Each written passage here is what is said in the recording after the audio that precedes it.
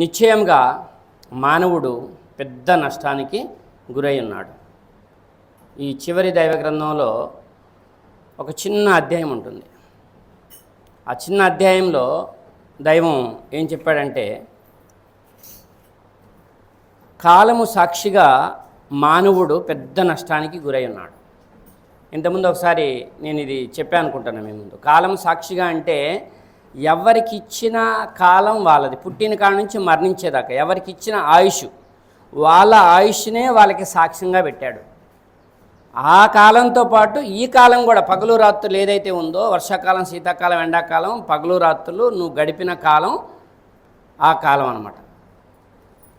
నిశ్చయంగా పెద్ద నష్టానికి గురై ఉన్నారు. ఏంటా పెద్ద నష్టం? పెద్ద నష్టం అంటే ఏంటి చెప్పండి? చిన్న నష్టం, పెద్ద నష్టం రెండు ఉన్నాయి. తెలుసా మీకు? చెప్పండి ఒకసారి. పెద్ద నష్టం అంటే ఏంటి, చిన్న నష్టం అంటే ఏంటో చెప్పండి కొద్దిగా.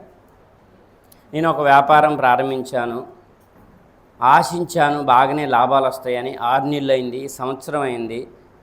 అయ్యో, నేను పెట్టుబడి ₹1,00,000 పెడితే నా పెట్టుబడి పోయింది, ఇంకో పైకి తిరిగి ఇంకొక 50,000 నేను నష్టంలో ఉన్నా, లేదా 20,000 నష్టంలో ఉన్నా, అలాగా. లేదా ఈ సంవత్సరం పంట వేసాను, పెట్టుబడి ఒక 50,000 పెట్టాను, నాకు పెట్టుబడి పోగా అసలేమీ రాలేదు. ఇవన్నీ ఏంటి? చిన్న చిన్న నష్టాలు. అయ్యో, మా వాడికి కాలుకి దెబ్బ తగిలింది, కాలు ఇరిగింది, అర్థమవుతుందా, చెయ్యి ఇరిగింది, లేకుంటే హాస్పిటల్కి వెళ్ళాము, జ్వరం వచ్చింది, పెద్ద బాధ వచ్చింది. ఇవన్నీ కూడా బాధపడతాము, నష్టపోతాము. అవునా కదా? ఏంటి? చిన్న చిన్న నష్టాలు. ఏంటి? చిన్న చిన్న నష్టాలు. మరి పెద్ద నష్టం అంటే ఏంటి? ఈ లోకం పరీక్ష. ఈ లోకం మనకి పరీక్ష అయిందా లేదా? ఎంతమంది నమ్ముతున్నారు ఈ లోకం పరీక్ష అని? ఒక పరీక్ష పెట్టాడు దైవం. ఆ పరీక్షలో పాస్ అయితే 2 పెద్ద లాభాలు ఇద్దాం అనుకున్నాడు. 2 పెద్ద లాభాలు భూలోకంలో, అసలు ఇంకొక లాభం, 3 పెద్ద లాభాలు ఇద్దాం అనుకున్నాడు. కానీ ఆ చిన్న పరీక్షలో ఎవరైతే విశ్వాసం బలహీనంగా ఉందో, ఎవరైతే అపవాదికి చేయి అందిస్తారో, అర్థమవుతుందా, ఎవరైతే విశ్వాసానికి అవిశ్వాసానికి మధ్య బ్యాలెన్స్గా మంచిగా లాభం జరిగితేనేమో, కలిసి వస్తేనేమో అందరిని పిలుచుకొని రావటమో, లేకుంటే అందరికంటే ముందు వచ్చాడు కూర్చోవటమో, ఇక కూర్చొని ప్రార్థన చేయటమో, ఇక మామూలుగా కాదు, వామ్మో ఇయాలేంది ముందొచ్చింది అని అందరూ అనుకోవాలి. అర్థమవుతుందా? అలాగా చేస్తారు. అదే వాళ్ళకి ఏదైనా కష్టం తగిలిందనుకో, ఇక మళ్ళీ అందరికంటే లాస్ట్ వస్తారో, లేకుంటే ఆ వారం వస్తారో, 2-3 వారాలు వస్తారో, బంద్ చేస్తారో తెలియదుగా. అర్థమవుతుందా? వాళ్ళు ఎవరు? వాళ్ళని ఏ కేటగిరీలోకి తీసుకోమంటున్నాడు దైవం? సర్వశక్తిమంతుడైన దైవం ఏ కేటగిరీలో? వాళ్ళు విశ్వాసానికి అవిశ్వాసానికి మధ్య బ్యాలెన్స్గా ఉన్నారు, ఊగులాడుతూ ఉన్నారు. లాభం జరిగితే అసలు పెద్ద విశ్వాసుల మాదిరిగా వచ్చేస్తారు ప్రార్థన చేయటానికి. నష్టం జరిగితే అసలు వాడికి పామాకు, నాకు ఆడికి పోయింది కానీ నాకేం ఉపయోగం లేదు అని ఇంకో నలుగురిని చెడగొట్టే ప్రయత్నం చేస్తారు. వీళ్ళని ఏమంటున్నాడు దైవం? విశ్వాసానికి అవిశ్వాసానికి మధ్య ఊగిసలాడేటటువంటి వాళ్ళు. వాళ్ళకి ఇహమో దక్కదో, పరమో దక్కదో దేవుడు తేల్చేశాడు. ఏంటి? వాళ్ళకి ఇహమో దక్కదు, వాళ్ళకి పరమో దక్కదు. వాళ్ళ విధిరాతలో దేవుడు తల్లి గర్భంలో ఉన్నప్పుడే నియమించింది తప్ప వాళ్ళకి ఇంకా ఇహము దక్కదు, పరము దక్కదు. ఎందుకు అంటే వాళ్ళకి ఒక ఎగ్జామ్ పెట్టాడు. ఇది జీవితం పరీక్ష అయి ఉన్నది. ప్రతి కాలము, ప్రతి మనిషి, ప్రతి బంధము పరీక్ష అయి ఉన్నది మనిషికి. తెలుసా ఈ విషయం మీకు? పరీక్ష అయి ఉన్నది. ఆ పరీక్షలో ఒక పరీక్ష పెట్టాడు. నీకు నీ కొడుకు ఎక్కువ, దేవుడు ఎక్కువ? నీకు నీ భర్త ఎక్కువ, దేవుడు ఎక్కువ? నీకు భార్య ఎక్కువ, దేవుడు ఎక్కువ?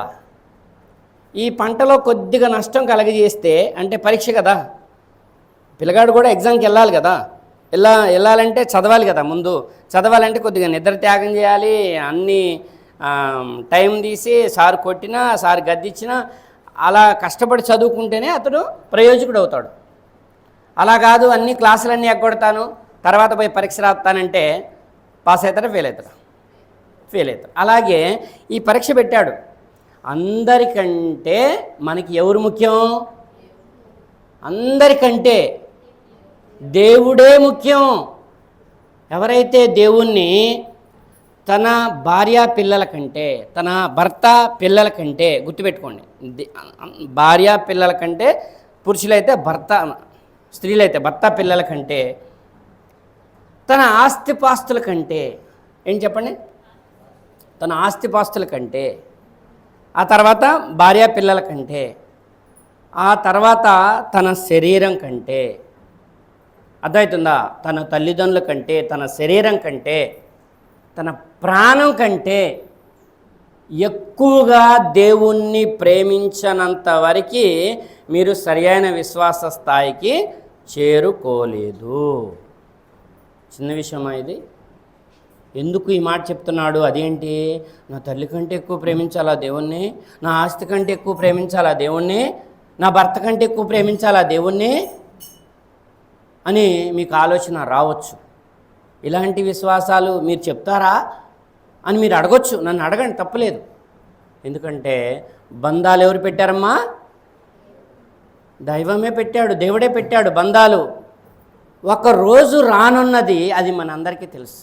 భార్యకి భర్త కానీ, భర్తకి భార్య కానీ, తండ్రికి కొడుకు కానీ, కొడుకుకి తండ్రి కానీ ఎటువంటి సపోర్టు చెయ్యనటువంటి ఒక రోజు రానున్నది. ఉందా లేదా? ప్రళయం రోజు రానుందా లేదు? తీర్పు రోజు, దేవుడు ముందు దేవుడు తీర్పు తీర్చే రోజు. అప్పుడు నా భార్య, నా బిడ్డల్ని, నా ఆస్తినంతా ఇచ్చేస్తాను, నా అన్నీ ఇచ్చేస్తాను, నన్ను మాత్రం ఆ నిత్య నరకం నుంచి కాపాడు, నన్ను బయటపడవి అంటాడట. ఆ రోజు రానున్నది. ఆ రోజు ఏమంటాడు? నా భార్యను తీసుకెళ్ళి నరకంలో వేయండి. భార్య అంటుంది, నా భర్తను తీసుకుపోయి నరకంలో వేయండి, నా పిల్లల్ని తీసుకుపోయి నరకంలో వేయండి. ఎందుకంటే అది యుగాల తరబడి ఆరని అగ్ని, తరగని శిక్ష. ఉందా లేదా? ఉంది. కాబట్టి ఇలా బంధాలు కలిపింది ఆయనే. ఆ రోజు ఒకరికొకరు ఎటువంటి సహకరించుకోరని చెప్పి కూడా ఆయన చెప్తున్నాడు. కాబట్టి అందరికంటే దైవమే ప్రేమించదగినవాడు. ఆయన తోడున్నాడు అనుకోండి, భర్త తోడు ఆటోమేటిక్గా ఉంటుంది. ఆయన తోడున్నాడు అనుకోండి, ఆయన ప్రేమ తోడుగా ఉంది.